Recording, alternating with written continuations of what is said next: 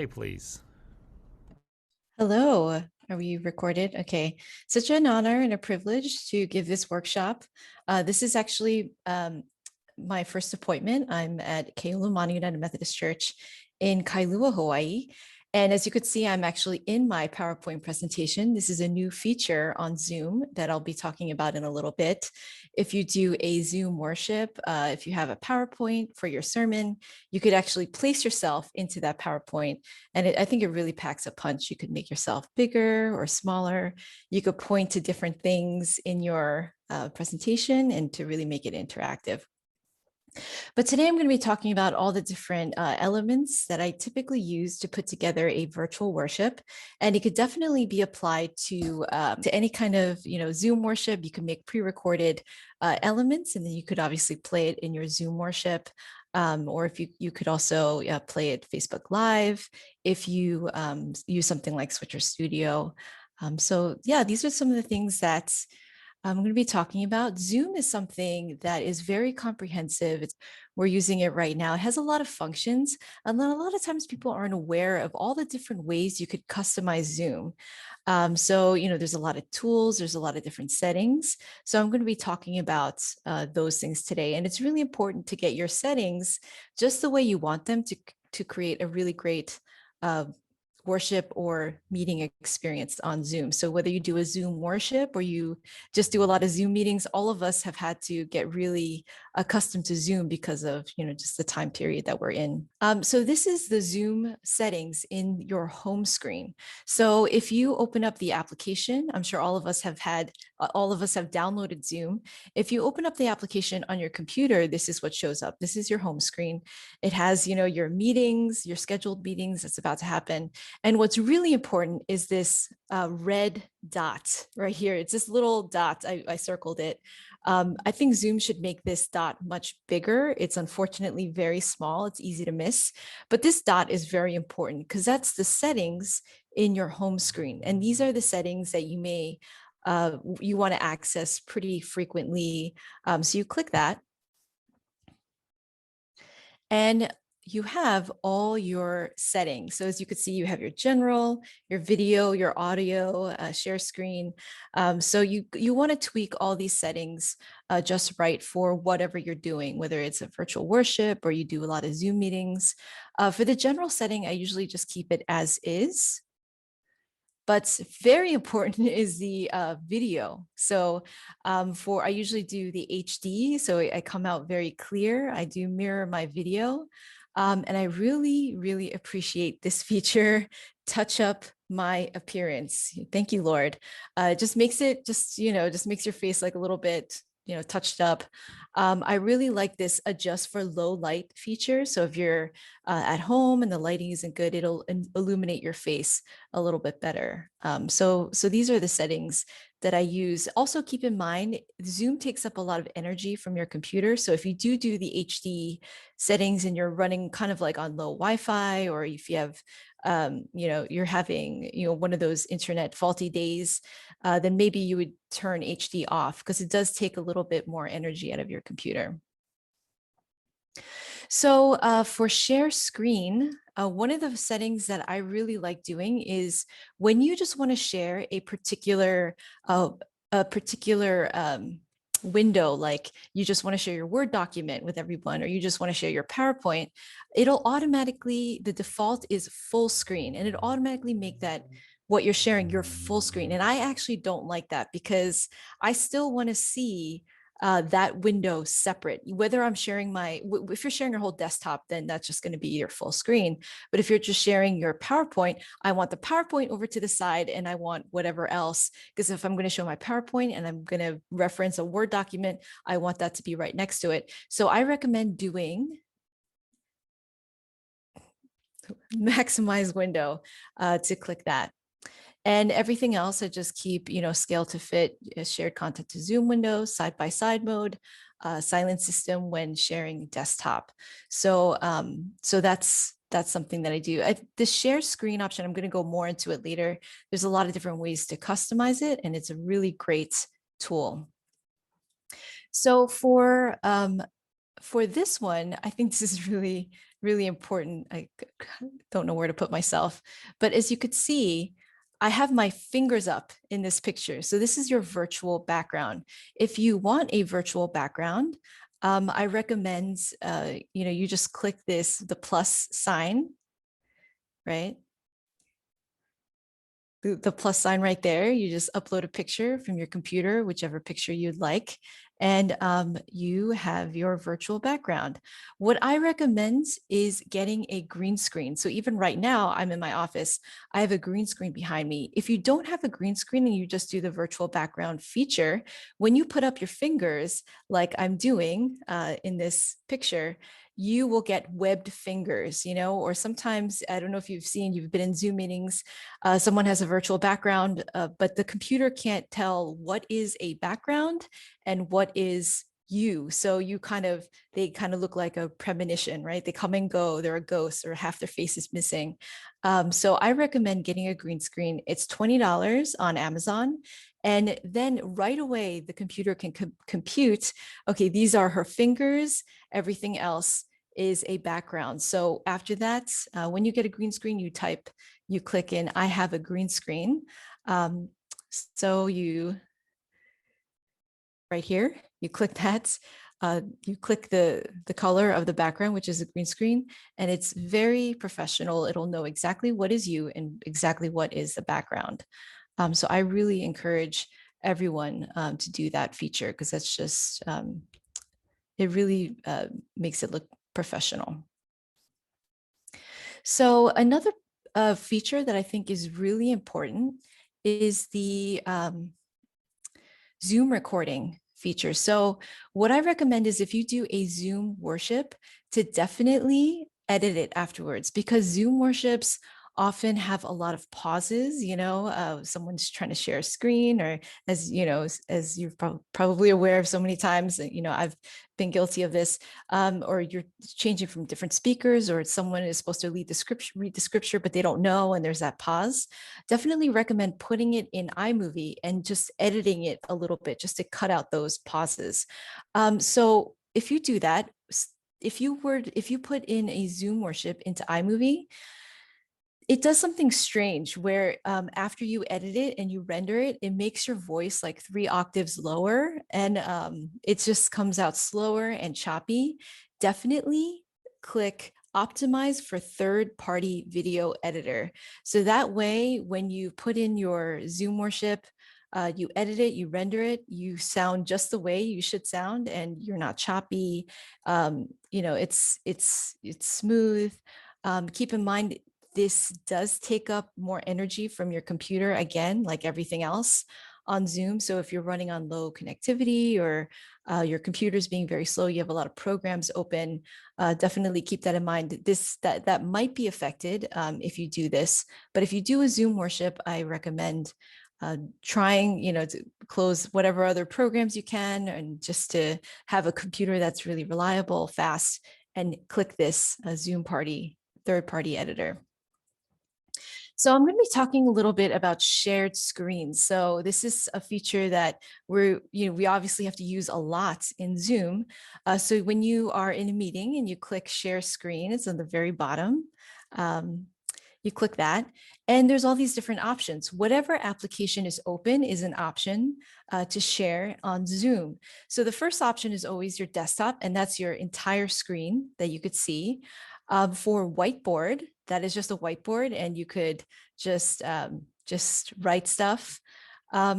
There is a way where you could connect your iPad. So if you have something you want to show your congregation on your iPad, maybe it's, it could be anything, a movie, maybe you want to show Google Earth or whatever it is, an app on your iPad, you can click this iPhone, iPad AirPlay, and you could connect your Zoom to your iPad. So suddenly you will be showing your iPad, and you just have to go to your Wi-Fi settings. It'll show you what Wi-Fi setting it is, and then you connect your iPad to that, and voila, you are showing your iPad. You could also mirror your iPhone, iPad through a cable as well. So that's share screen, a lot of times it's not completely intuitive as to what you see as the host when you're sharing something and what your viewers see. So that's something that is often confusing. So whatever you are sharing on Zoom is going to have a green ring around it. So as you could see, there's this green ring. So let's say you decide to share your desktop, that is going to have a green ring, and you know that everyone can see everything within that green ring, except for the Zoom controls. So everyone is going to be able to see your desktop, but not not the Zoom home screen. Why? Because all of the Zoom controls are not visible for the attendees. We can kind of see this is the host's view. The host can see the options as to what to share. The attendee view is just seeing what you are sharing. So I just shared my my browser. So whoever's attending my meeting could just see that, my browser. I am seeing this. I'm going to share this. So that's the Zoom home screen, the share screen, and the Zoom controls. As the host, you can only see that. So that just because I think sometimes it's not clear. Also, there's different options to share on Zoom. So you could, if you are sharing a video, like a YouTube video, make sure you click share sound and optimize for a video clip. That's really important. So your video won't be choppy. The sound should be clear. It should be much better. You can also show two windows at one time. So let's say you want to show a PowerPoint and then right afterwards you want to show a video. So you could just show those two, show one and then move one right in front of it. If you don't want to show your whole desktop, you could select multiple videos to share, multiple windows to share at once. So that's also a really good feature. So the feature I'm using right now is slides as virtual background. So I have a PowerPoint. I click this. It asks me to pick the documents that I want to do. So I pick my PowerPoints and it exports that as a PDF. So it's just looking at this as a, these slides, it's just looking at it as a PDF document, but it will put you inside your presentation. So this is just a really great interactive tool. Like I've been doing, you could point to things, you can focus on things, and it's just a way to really engage your congregation or your audience for a meeting. So another thing I want to talk about is the Zoom settings on zoom.us. So the Zoom settings on your home screen are just more of like the daily things that you're going to address for your meetings. I mean, well, you won't be changing it every day, but it's more of the accessible settings. If you want to go deeper into the settings, you definitely go to zoom.us. You go to you log in, you go to my account, and then you go to settings. So this settings right here, when you click that, you have meeting, recording, and telephone. So under meetings, you have security, schedule meetings, you have all different settings. You could really tweak and customize that.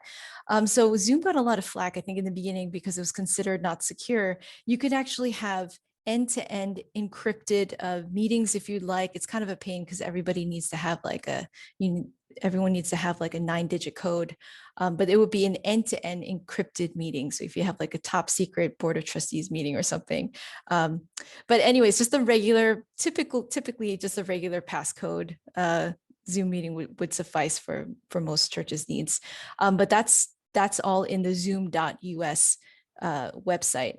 Another feature that I think is really important is if you go to meetings, you could actually, so you create a meeting and it'll show up here on the zoom.us website. You click on meeting and you can actually make a poll beforehand. So if you look here, you scroll to the very bottom of meetings and then you click add.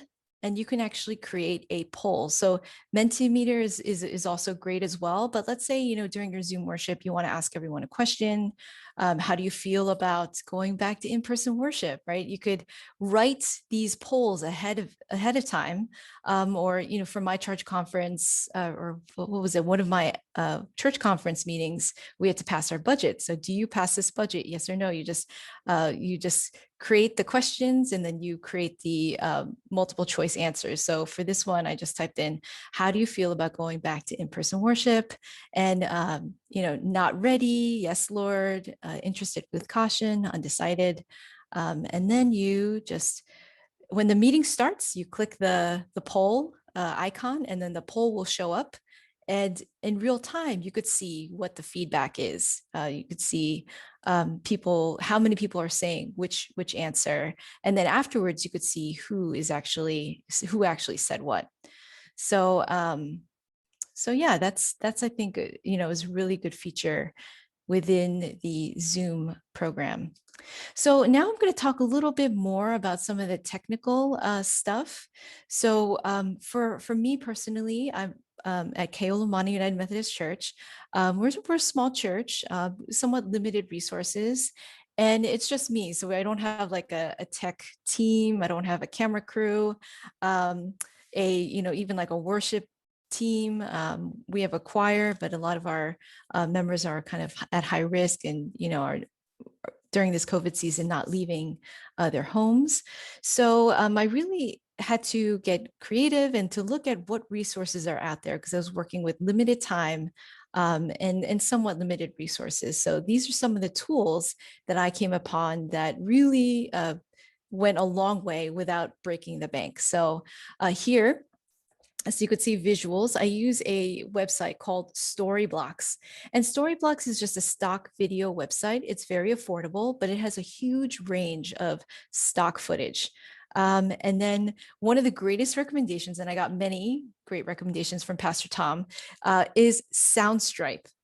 So this is also a really great affordable website, but it's music. It's stock footage music, but the way that they organize their music and the quality of music is excellent. And it's also very affordable.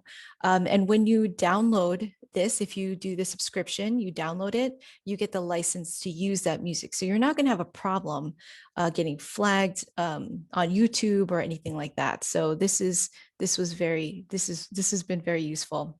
I also use a program called Picmonkey, and it's a graphic design website. And what I do is I use that for making lyrics to put in songs, and I also use it to create banners and posters and social media things and announcements for the virtual worship. So you could use Photoshop as well, but Photoshop has kind of a steep learning curve, and it takes a little bit longer. This really makes it easy, accessible. Couple clicks, you get rid of a background. A couple clicks, you have a template. So this has been a very useful tool. And there's also a website called Canva as well that also has a lot of templates you could use and customize. I also use a program called Videos. This is an animation kind of website. All you do is you pick whichever animation or live action intro, just really short kind of videos, and you're able to customize it by just uploading a logo and writing whatever text that you like. So, if I had a whole, tech production team, maybe we could do these and create these, on our own, but because of limited time and resources, this website has proven to be really helpful to introduce sermons, to introduce your worship service. It's just kind of a great eye catcher. So you take all these elements and you put it in either to Zoom or into Imovie. So Pastor this, Joy, yes. I do videos now because of you. Do you mind maybe showing one of your intros, your videos? Yeah, And sure. it's so neat when you see it. Like Oh, maybe one okay. where everything comes together. I will show that. Yeah, I will show that at the end, because I have to, Okay. because then I Okay, can't then get we'll back just wait into till the end. this. Just keep Yeah, going. yeah. But yes, so these are, and I will go a little bit more into the technical stuff, but this is just some of the price breakdown because I know some of our churches are really facing, serious, limitations in terms of resources. So this makes it somewhat affordable. Our budget for the entire year for worship is about $1,000. It increased a little bit because we're not spending money on other things. But basically, it's kind of within the $1,000, $1,500 range. So for Picmonkey, it's $120 annually. Videos is about $37 a month.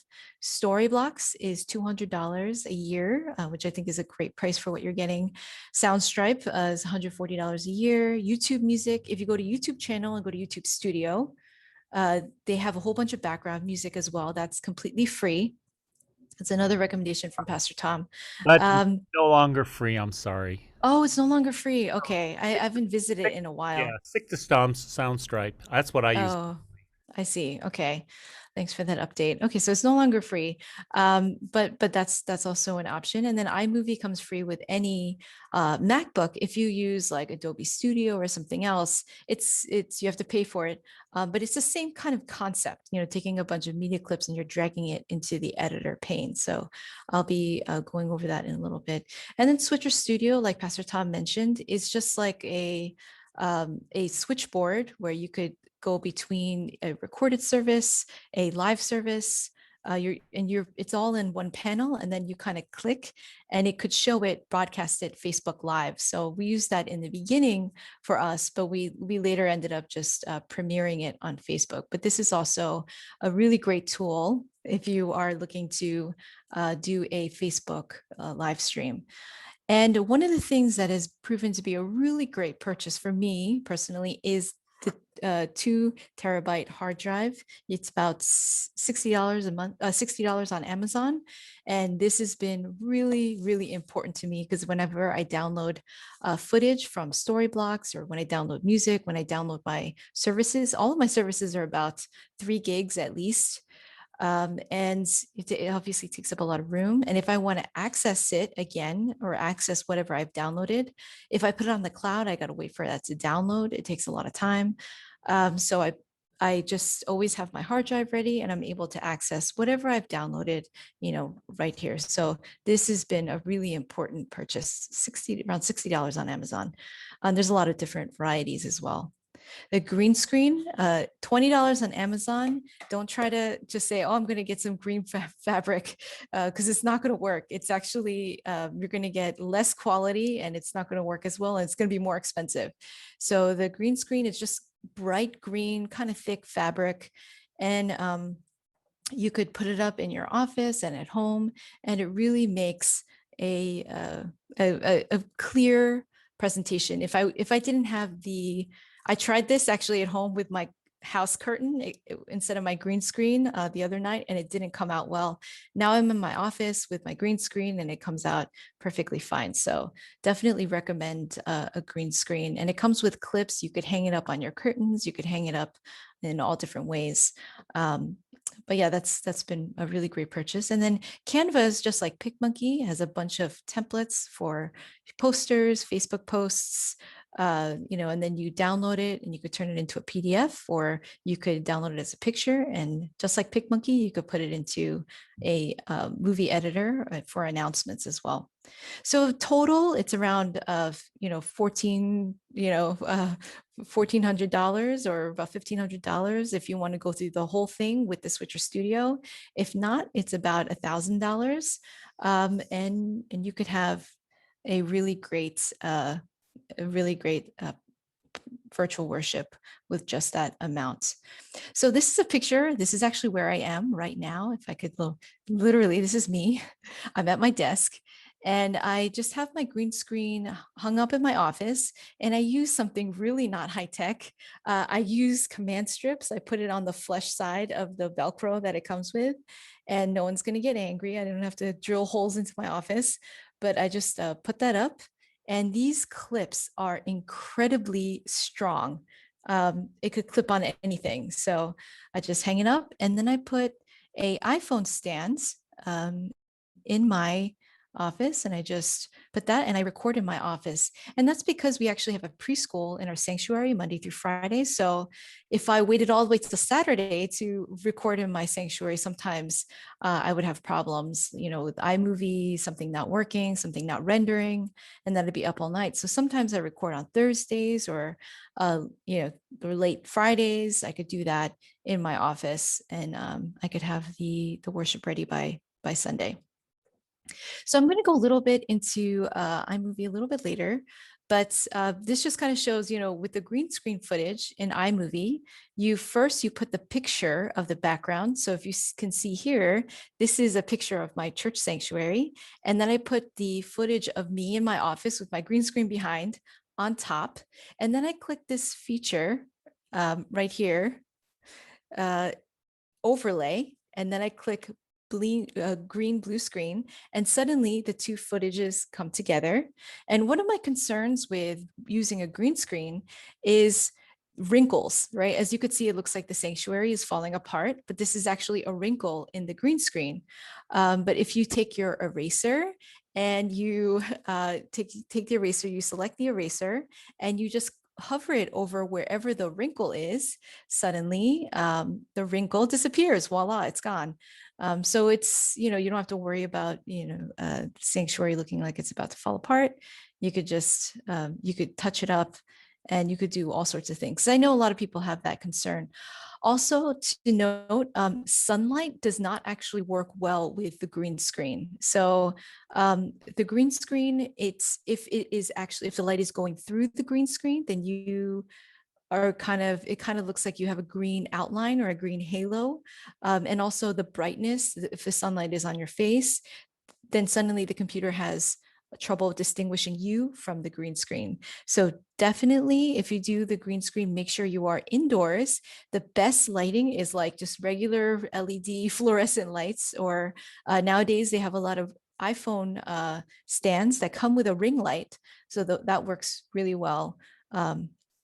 Too. So you could just if you have your window open and you have a green screen and the sunlight is on your face, it's actually not going to work too well. You want to close the blinds and make sure you have an indoor light on your face in order for the green screen to work out well.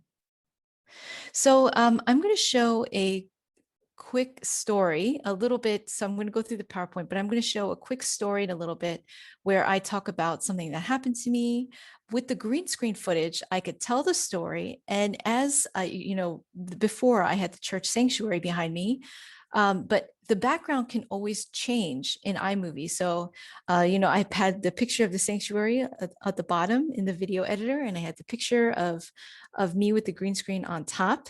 Now in the background, I could change that to all different things. I could put a picture of whatever I'm talking about in my story. And as I'm going through the story, the background continually changes. So I'll show you a clip of that in just a little bit. This is just a quick viewing of my iMovie editor pane. And basically for my Ash Wednesday service, I used a few different components. I used stock footage from the stock site. So I found a picture of Jesus walking, found a picture of someone meditating in the water, found a picture of someone praying. And then I used Soundstripe to create kind of moving, meditative music. And the way it's categorized, it's very easily done. You just click inspiring or reflective. And then I do a voiceover. I just record it on my iPhone. If you remember, for Ash Wednesday on I think the UMC, worship discipleship ministries website, they had different liturgies, different scriptures you could read. So I just read that, and it created this kind of virtual meditative atmosphere. And I just stack one on top of the other. You have the footage, you have the music, you have the voiceover, and it just kind of creates this reflective moment. For call to worship, I've been doing this pretty frequently because sometimes it's hard to get people to email you their call to worship and to coordinate that, all that. So again, I download some stock footage from Storyblocks, and the theme is journeying. So I just, you know, hiking or journeying. So I saw this footage, imported that. And then I went to Picmonkey and I imported the words to the call to worship. I just, typed it out.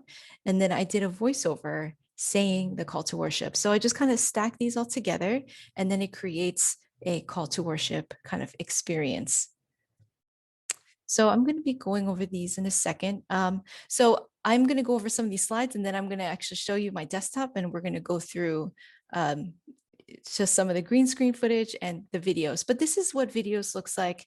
It's all different templates, and pretty much you could choose from live action, animation, whatever your category is. You could type it in, you could search it, and then all you need to do is upload a logo or text and images, and it'll create a customized opening. So it's very easy to use, very accessible. So as you can see here, just upload your logo and put in your text, and it'll create a really nice opening. This is the Storyblocks website. So I use this every week. I'm always downloading new footage and seeing what else is out there. They're always updating their footage. So let's say I want to do a Hawaii theme. So when I put in Hawaii, all this Waikiki, Kailua, Hilo, like all these beautiful Hawaiian landscapes will show up. If I want to do a mountain theme, let's say I'm singing the hymns All As Well As My Soul, then I want to do an ocean theme, waves, right? So I just click it in, and you get a variety of high quality picture stock footage. So yeah, and then I'm going to be going over a little bit later about Picmonkey, but Picmonkey is just really easy. It's a graphic design tool. You see up here, it says add image. You do that, blank image. And then you see here, there are layers. Just delete the layer. Then there's no background. And you just copy and paste. You look up the lyrics to the song, copy and paste it.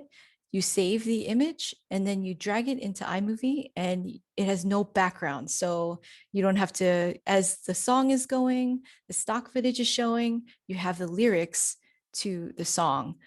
So I always have this open, Storyblocks open, and iMovie open, and it's working together.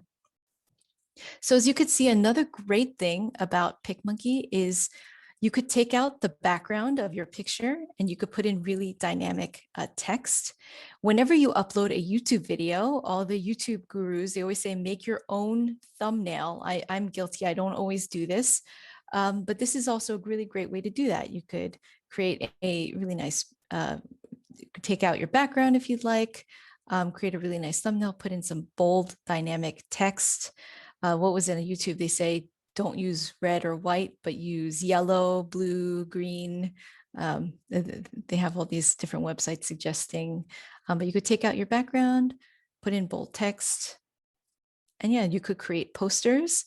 So these are some of the things that I put into our virtual newsletter, or you could put it into your virtual worship. As you're doing announcements, you could place this, or if you just do a Zoom worship, you could download these images, and you could just show it for your slides. So this is Picmonkey and Canva have been really helpful tools in creating just visual aids. So this is Soundstripe that I've been talking about. Soundstripe is really great because the way it categorizes the music. So let's say a couple Sundays ago, we did a baptism for mood, right? There's all these different categories. I want to click inspiring and happy. Then all these inspiring and happy background music comes up, and I only have to listen to a few. I don't have to sit there listening to hundreds.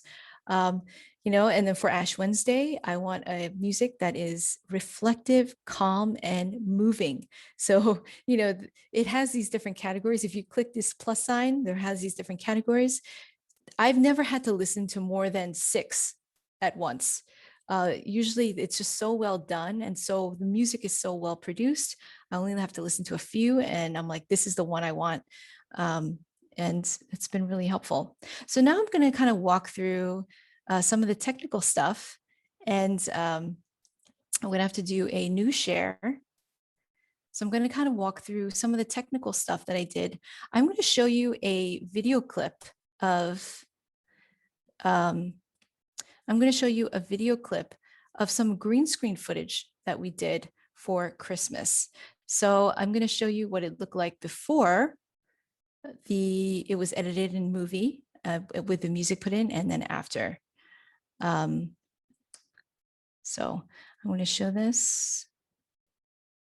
The angel said to her, "Do not be afraid, Mary, for you have found favor with God. And now you will conceive in womb and bear a son, and you will name him Jesus. He will be great, and he will be called the Son of the Most High, and the Lord God will give to him the throne of his ancestor David. He will reign over the house of Jacob forever." Okay, so this was our Christmas pageant. I just got a green screen frame. So the green screen behind me right now, I bought a frame. It was like $30 on Amazon, and I clipped it up, and I just had all the kids come in different groups because of COVID, and just read the gospel message. And they just had to move their arms and kind of do that. The next one, this is my son. And so this is Joseph and the angel, same thing. All this took place to fulfill what had been spoken for the Lord through the prophet. Look, the virgin shall conceive and bear a son, and they shall name him Emmanuel, which means God is with us.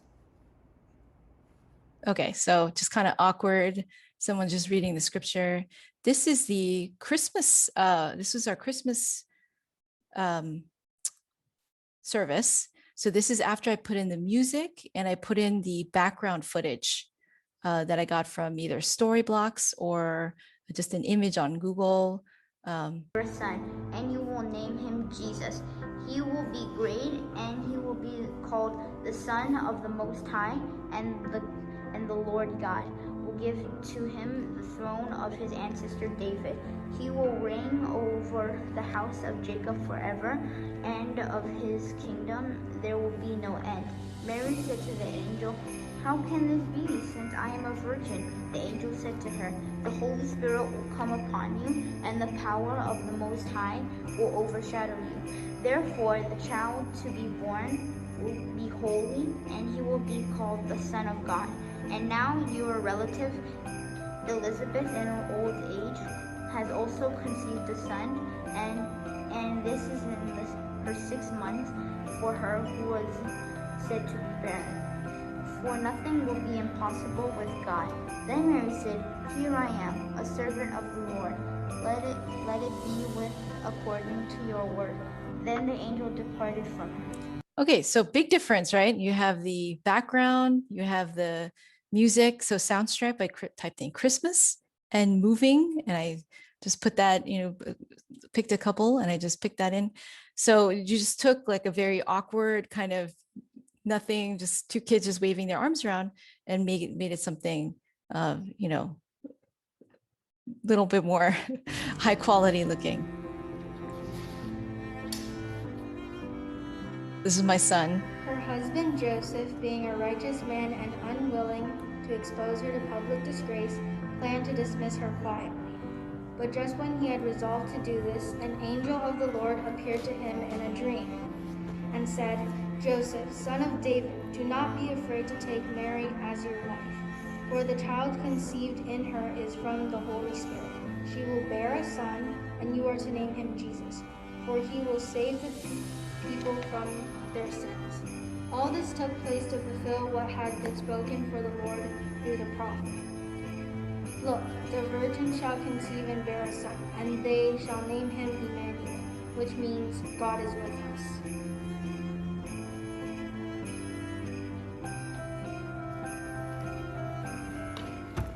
In the time of King Herod. Okay, so that just kind of gives an example of just some of the what you could do with a green screen, Soundstripe, and Storyblocks. It's very easily configured. Now I'm going to show you a clip of virtual worship. So I could actually start from the beginning, and I could show you what I did on videos.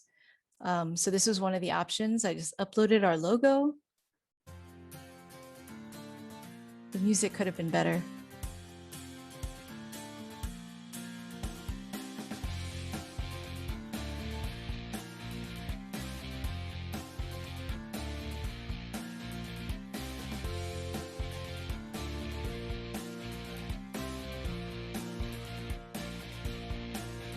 So this is one of our openings for our worship, and every few weeks I try to change it so it's not just the same thing all the time. Some weeks it's this logo going psh, and just like scrambling around and coming together, and the logo that we're using now is a whole bunch of our faces coming together, and there's all different ways you could customize it and a lot of different options on videos. I could show you a quick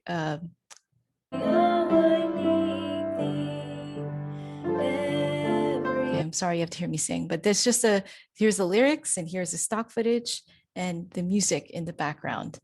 So I'm gonna go to my message, and I'm gonna just kind of go, this is me sharing a story and showing the video footage as I'm sharing it.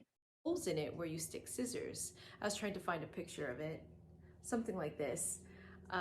But yeah, what ended up happening was I was trying to get the note out. I flipped the scissor holder trying to shake it out, and my thumb ended up getting stuck in one of the holes. Right at that moment, the bell rings, and I wasn't sure if I should go to my next class or if I should go to the nurse. So I decided to go to the nurse, and the nurse is really annoyed. She's like, "What did you do? Let me get the Vaseline, add one more thing to my day." And she's like trying to get the scissor holder out of my thumb, but it wouldn't budge. And then the second bell rang, and I knew I had to go to that class because the next class was Miss Grieco's class, and that's my history teacher. She dressed like a school teacher from the 1800s, and she was notorious for these oral exams where she would start reading from the textbook, take her big ruler, point to one of the students, and we had to finish the sentence. So the next week was the oral exam, and she was going over the review that day. So I knew I had to go to that class or else I would fail the exam. So I try to cover the scissor holder with my jacket, and I discreetly walk into class. I sit down quietly at my desk, and I'm kind of sitting like this, you know, with my elbows on the scissor holder box with my jacket covering it. And Miss Grieco starts reviewing the oral exam, and she's holding her ruler, and she gets to my desk, and I think she's gonna walk right by, but she stops and she grabs the jacket, and she sees that I have this scissor holder stuck on my thumb. And the whole class starts laughing, and she's like, "What is this? What are you trying to do?" And I was trying to explain, I'm not doing this on purpose. I can't get my thumb out of the scissor holder. So she sent me back to the nurse's office, and the nurse didn't. Okay, so that just shows an example. So again, it looks like I'm in my sanctuary, but it's actually a green screen. And as I'm talking and sharing the story, the opening sermon illustration, I can change the background, I could change the images, and it really helps to walk the person listening through the illustration or through the story, almost like that, like they're there. So that's some of the cool things that we could do while we are in this pandemic. So again, this is Soundstripe, like I said, Storyblocks. And what I do is, let's say I want to do a Hawaii theme. I love these footages of Waikiki, just so many options. So during the praise time, I have my audio and I just pick whichever one. This is a really nice one. I always try to download a high quality, whatever high quality option that they have. So right here, I would probably download this one, the 4K, 63 megabytes, or maybe the 127 megabyte one. And I could do that because I have an external hard drive, I have room. So I download it. And then, yeah, so I'll download different ones. I always try to change it up depending on the theme. And then this is videos, just a closer look again. Let's say I'm doing a sermon series on, it's like a building sermon series, or I just did a sermon series on foundations of faith. So maybe I want to do something having to do with a building or growth, you know, whatever the theme happens to be. So I just pick that, and yeah, I think one week I did this one. So whatever it is, you could customize it. You could create all you need to do is type in what you want.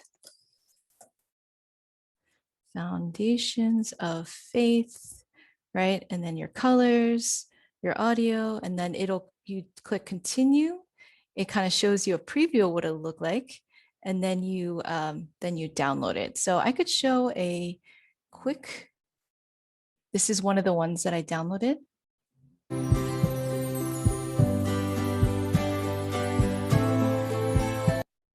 Oh, it's pausing. Well, this was for like Valentine's,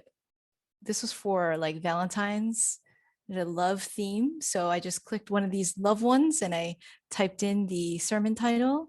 Here's another one.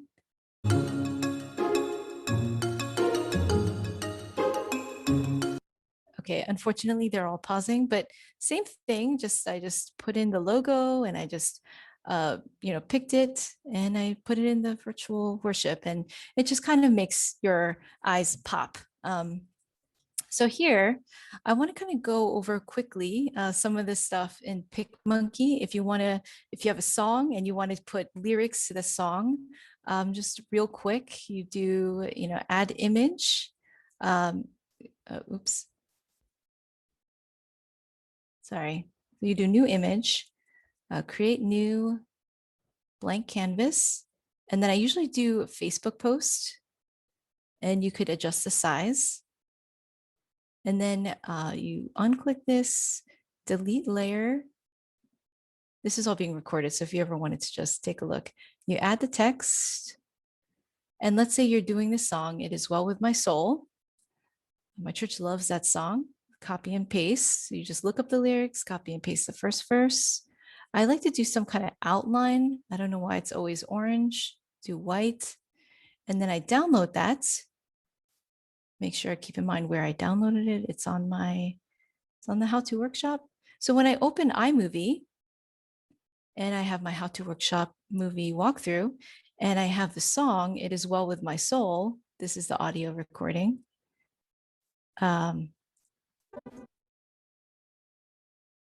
Might take a while. And then instead of them here's just the video footage.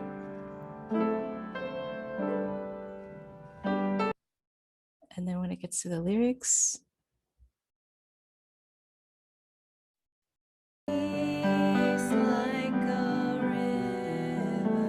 So I go here, I add the lyrics, I open the file, and I put it right on top, you see, right when I start singing.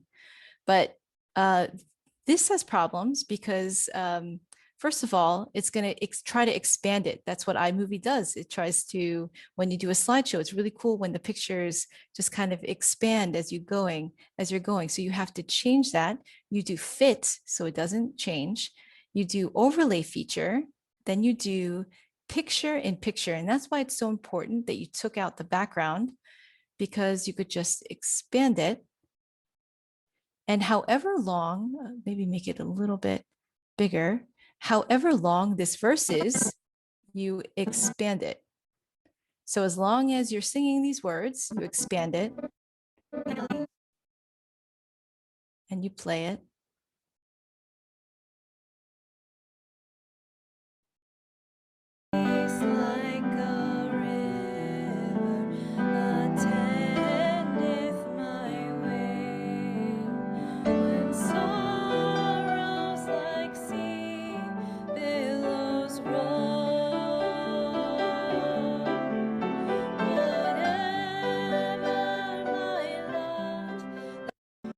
Okay, so that just kind of shows you a little bit, and maybe I'll do a tutorial. Pastor Tom and I were saying, I could do a tutorial, but this is like how you could do the words. And then if you downloaded something on videos, like I did for one of my previous sermon series, you could just play it. Hold on.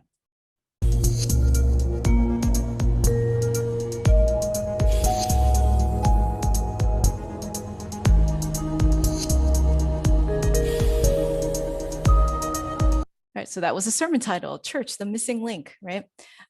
So yeah, I just typed it in and I, put in my logo and it's there. So just before my message, this intro pops up. So these are just the different ways, just the really helpful ways that, it's the really helpful things that I was able to do. I'm going to do a new share. Reopen my presentation. But yeah, just some helpful tools. And maybe I could do a video that kind of really puts more in detail, how to do it with iMovie. It seems very like a lot and very technical, but it's actually once you get used to it, once you fiddle around with it, it's actually not too bad.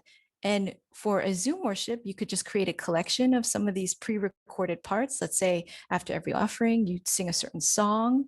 So you want to do that, and you want to play that after offering, make a collection of them, or before the announcement, or before the service, you want to make a collection of songs. You could pre-record and just play. You could do that in Zoom as well. So again, there's no one size fits all. It really depends on you and your church, your congregation, whoever you're targeting, as Pastor Tom said earlier, how do they respond in worship, and whatever works for your schedule. So you could do all these things, but if you're dead in 3 months, that doesn't help your church either. Whatever works for you and your church, and what gets your church excited. What moves them and gives them the worship experience. And these are just some of the tools that might be able to enhance that.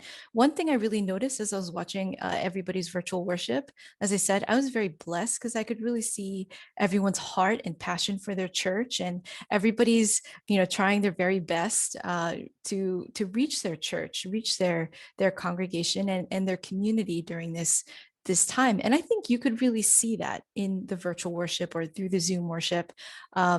But I think some of these things that we talked about, whatever these resources, whether it's Storyblocks, Soundstripe, iRig, Mentimeter, all of these different resources are really just propping up our passion and our heart to reach our church and to reach our communities.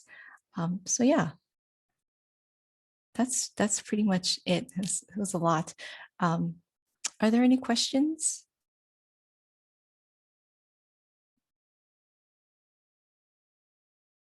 Yes, Pastor Joy, as in the first session, everybody wants to know what happened to your scissors and your thumb story.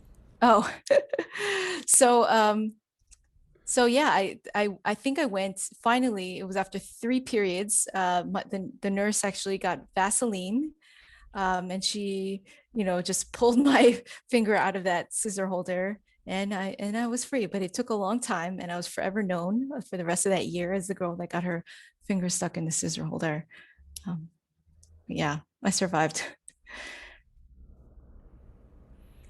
Any other questions? Why don't you can either put it in the chat, or I know one of the questions was, is it only Mac and Apple only? And no, Adobe Premiere Elements for video editing. Also, I've heard and said have not used.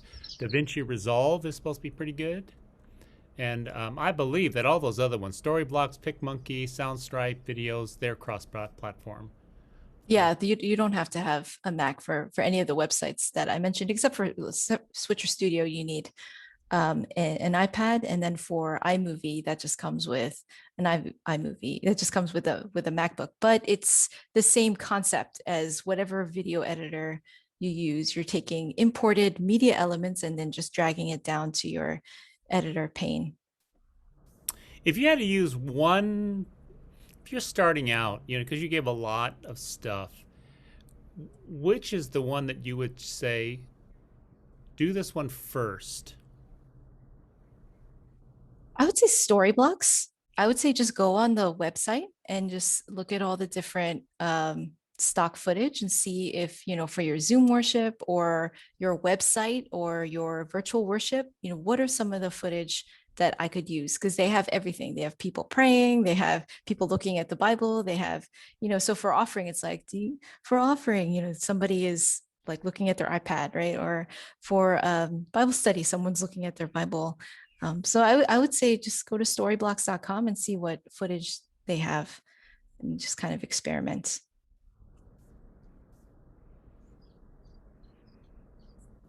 Yeah, I have a question. Yes. Hi, Pastor Joy. Thank you so much for Yeah, for that presentation. For that new feature, the PowerPoint one where we can put people, is it only the host who can appear on the PowerPoint, or can we put participants on there as well? I believe it's only the host, Okay. whoever is screen sharing. And I think Yeah. yeah, whoever's screen sharing, I know that the host has to enable multiple people sharing at Okay. once. But I'm not sure with that feature if you have to be the host to look at that feature. Okay. All right. Yeah. All righty. Okay. Thank you. I noticed that it doesn't, sometimes it's temperamental, so Yeah. just kind of play with it because it's a new feature. If you see it, it says Okay. beta. So it's something that Zoom is kind of figuring out as well. But yeah, also another thing I would say, I forgot to mention this. When you share screen in your settings, make sure you put only the host can annotate, because sometimes when you share screen, there's a button where you can annotate.